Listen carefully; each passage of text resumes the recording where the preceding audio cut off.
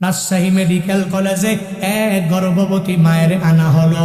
ওই মার পেটের ব্যথার, গর্ভের ব্যথার যন্ত্রণা যখন সহ্য করতে পারে না, এবার ওই মায়ের চেক আপ গুলো ডাক্তারেরা এক এক করে শেষ করে দিল। শেষ করার পরে একটা সিদ্ধান্ত বেরিয়ে আসলো, বলে যদি সন্তানটাকে দুনিয়াতে বাঁচানো হয় তাহলে এই মাটারে পাওয়া যাবে না, আর যদি মাটারে দুনিয়াতে বাঁচাইয়া রাখতে হয় তাহলে সন্তানটাকে পাওয়া যাবে না। যখন এই সিদ্ধান্ত নেওয়ার জন্য এবার গার্ডিয়ান তো লাগবে দৌড়াইয়া, ওই মহিলার স্বামী গার্ডিয়ান তার কাছে দৌড়াইয়া যায়। স্বামী যায় দেখি চোখের পানি ফালায় আর ওয়েটিং এ আছে, আজকে বউয়ের সাথে একটা সন্তান নিয়ে বাসার মধ্যে চলে যাবে। দৌড়াইয়া ডাক্তারেরা যখন তার সামনে গিয়া হাজির হয়ে যায়, তখন ওই স্বামী এত খুশি, ডাক্তারদেরকে জানায় দেয়, হে ডাক্তারেরা আমায় বলো আমার কোন সন্তান দুনিয়ার মধ্যে চলে আসলো, ছেলে হইল না আমার মেয়ে হইল, আমার বউটা সুস্থ আছে কিনা জানাইয়া দাও। ডাক্তারেরা বলে, হে স্বামী আপনার বউয়ের সব চেক আপ গুলো শেষ করার পরে একটা সিদ্ধান্ত নেওয়ার জন্য আপনার কাছে দৌড়াইয়া চলে আসলাম। বলে যদি সন্তানটা চান তাহলে নিজের বউটারে পাবেন না, আর যদি বউটা চান তাহলে সন্তানটারে পাওয়া যাবে না। এখন বেচারার কাছে সন্তানও বড় দামি, ওই বেচারার কাছে স্ত্রীটাও বড় দামি। আল্লাহর দরবারে ওই দুইটা হাত আসমানের দিকে উঠায়া আল্লাহর দরবারে কান্দি, আর আল্লাহর দরবারে বলে, ও দয়ার মালিক, এত বড় পরীক্ষার মধ্যে তুমি আমারে ফালাইয়া দিলা, আজকে আমার বউটাও আমার কাছে অনেক বড় দামি হয়ে গেল, আমার স্ত্রীটাও আমার কাছে দামি, সন্তানও দামি, আমি কারে বাদ দিব আর কারে রেখে দিব? ও আল্লাহ জানা নাই কোনো কিছুই বান্দা যখন বলতে পারে না, ওই ডাক্তারেরা এবার বলে এই স্বামীর সামনে সিদ্ধান্ত নেওয়ার জন্য এই জায়গায় দাঁড়াইয়া থাকা যাবে না, যাবে না, যাবে না, আমরা নিজেরাই সিদ্ধান্ত নেওয়া লাগবে।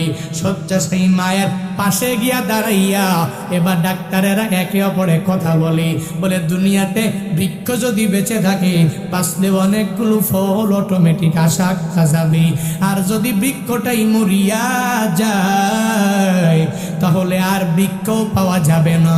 এর মানে হলো এই বেডে শায়িত মাটা দুনিয়ায় বেঁচে থাকবে, সন্তানটা দুনিয়াতে আসার কোনো দরকার নেই, উনি বাঁচলে ভবিষ্যতে আরো অনেকগুলো সন্তান আশা করা যাবে।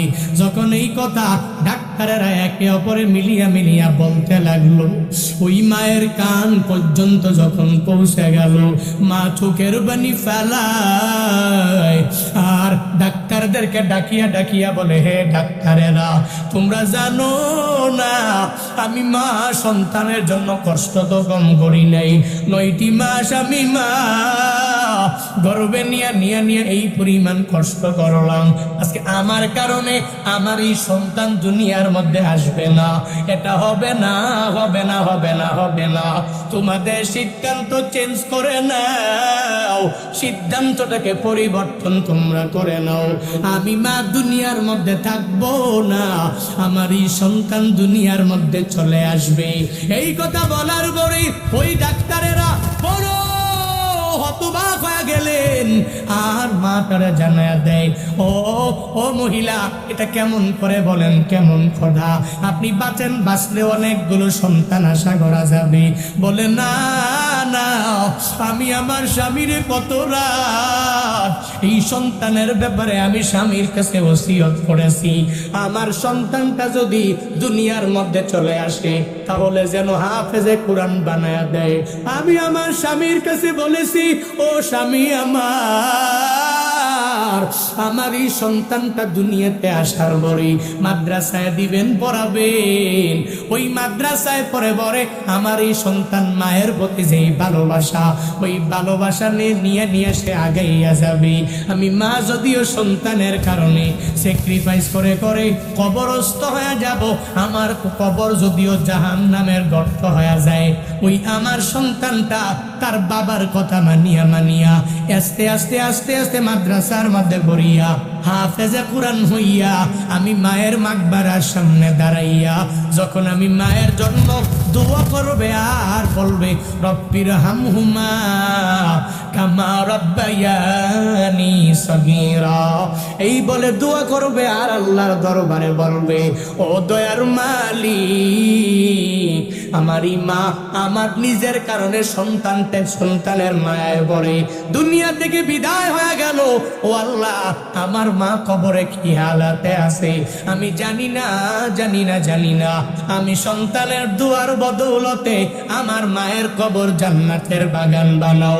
শয্যাশায়ী বেডের মধ্যে শুইয়া অটোমেটিক মা যখন এই কথাগুলো বলে ডাক্তারদের জানা দেয়, হে ডাক্তারেরা তোমরা শুনে নাও, আমার ওই সন্তানটা যখন আমি মায়ের জন্য মাকবারার পাশে দাঁড়াইয়া যখন দোয়া করবে রব্বির হামহুমা কামা রাব্বায়ানি সগীরা, এই বলে যখনই দোয়া করবি আমি আমার কবরটা যদিও জাহান্নামের একটা গর্ত হয়ে যায়, আমার মাসুম বাচ্চাটার দুয়ার বদৌলতে আমি মায়ের কবর অটোমেটিক জান্নাতের বাগান হবে। আতিনা ফি দারে দুনিয়া না হাসান, আতিনা ফি দারে উকবা না হাসান, ইয়া গিয়াসাল মুস্তাগীসিন হাদিনা লফদিকারা বিল উলুমি ওয়াল গিনা। ওই মা জানায়া দেয় এই দুনিয়াতে আমার থেকে লাভ নাই, সন্তানের কারণে দুনিয়া থেকে বিদায় হয়ে যাব, আর সন্তানটা আমি মায়ের জন্য বড় দোয়া করবে। এখন যদি সন্তানটারে হাফেজে কোরআন বানায়া দেয় তাহলে সন্তানটা মাকবারার পাশে গিয়া চোখের বাণী ফালাইয়া রব্বির হামহুমা কামা রাব্বায়ানি সগীরা বলিয়া দোয়া করবে। এই আয়াত যদি না জানে, হাদিসের ব্যাপারেও যদি ধারণা নাই, কোরআন জিন্দেগি তো আপনি পড়ালেন না, তো বলেন আপনার মরণের পরে সন্তানটা কেমনে কবরের পাশে যাবে? এজন্য তো বারবার হুজুরেরা আপনাদের পায়ের মধ্যে ধরিয়া অনুরোধ করে হুজুরেরা বলে একটা সন্তানের একটা মাদ্রাসার মধ্যে পড়াইয়া দেন।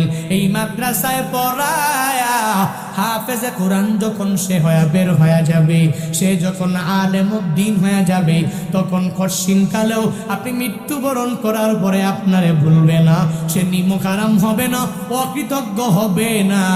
বাংলাদেশের এমন কোন আলেমের ব্যাপারে, এমন কোন বক্তার ব্যাপারে এমন কোন প্রমাণ নাই যে বক্তা তার মায়ের বাদ দেয় না, তার বাবারে বাদ দেয় না। ওই আলেমের মা বাবার সাথে সে খারাপ আচরণ করিয়া তারে দূর করে ঘর থেকে বের করে দিয়েছে, এমন কোন প্রমাণ বাংলার জমিনে দেখাইতে পারবা না।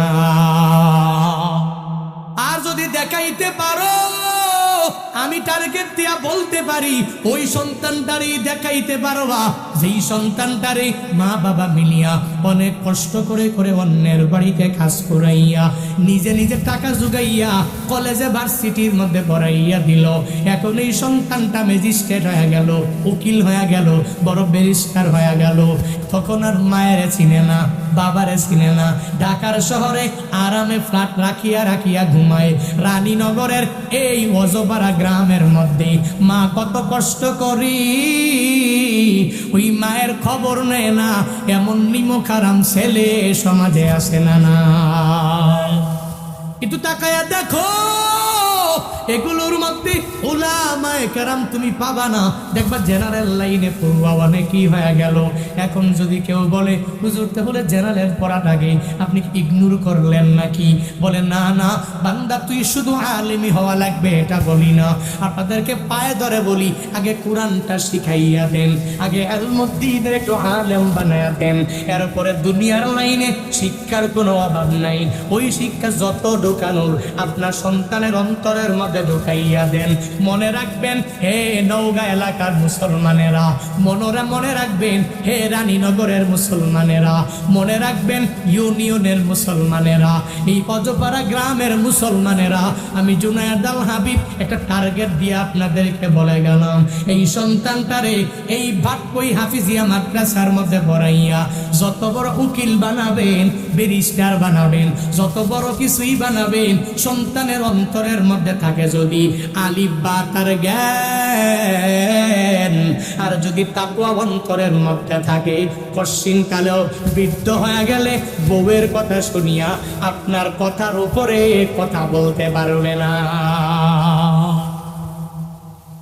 কারণ তার অন্তরের মধ্যে আপনি ছোটবেলায় ঢুকাইছেন, হুজুরেরাও ঢুকায়া দিয়েছি, মা বাবার সাথে ভালো আচরণ করো, অন্যায় আচরণ করবি না, এদের থেকে দোয়া নিয়ে নিয়ে আগাইয়া যাবা।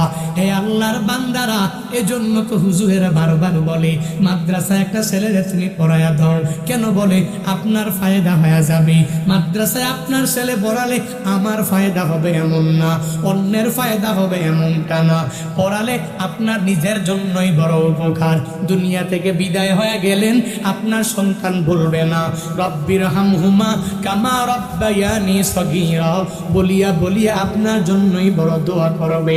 একটা প্রমাণ আপনাদেরকে দিয়া যায় আব্বা জানেরা, হে আম্মা জানেরা, বয়ান তো জীবনে অনেকবার বারংবার শুনলেন, আমার ঘটনাটা একটু অন্তরের মধ্যে নিয়া নিয়া একটু কি চিন্তা করবেন না? আপনার ছেলেটা ওই রকম হয়ে যাবে, আপনার মেয়েটাও ওই রকম হয়ে যাবে, আপনার একটা নাতি এরকম হয়ে যাবে।